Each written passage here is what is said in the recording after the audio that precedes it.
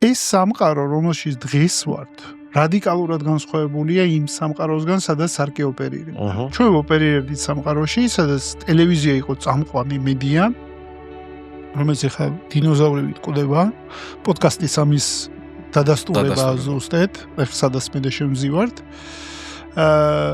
ბილბორდი, ტელევიზია, ბილბორდი, რადიო, ჟურნალი, ეგ იყო მთავარი მედიები, დღეს ყველაფერი არის დიგიტალიზებული.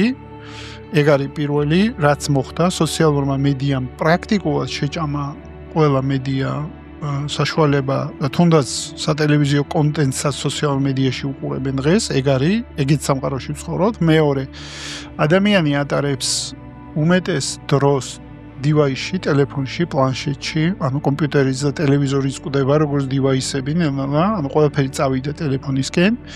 ცხოვრობ სამყაროში ერთი კლიკის, ანუ პრაქტიკულად თუ იქვე არ შეთავაზე ადამიანს და იქვე არ აყიდინე, აქ სკროლა და დაავიწყდა, ანუ ასეთ სამყაროში ვართ დღეს, ხო? რაღაცნაირად მოყვები მაგ შეფასებაში, რომ ეგ არის სამყარო, რომელშიც დღეს ვცხოვრობ.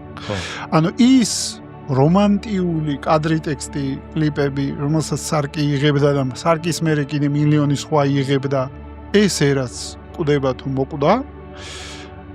ჩემი შეფასებით მარკეტინგი გახდა უტილიტარული ფუნქცია გაყიდვების, გახდა ძალიან გათვლადი, მარკეტინგმა ინვესტიციებმა საგრძნობლად იკლო შედარებით ძველ დროსთან და დღესობით მარკეტინგის დირექტორები არამედ ვიცე-პრეზიდენტი, არამედ სეილების ქვეშ არიან დღეს. ანუ სეილების ქვეშ არის მარკეტინგული ფუნქცია მოქცეული, სადაც მარკეტინგს მოყავს ლიდი სეილისთვის. ეგ არის სამყარო დღეს. ხო, ანუ რამე შეფასებაში რამე ხო არ გამოუტოვე? ანუ ეს არის.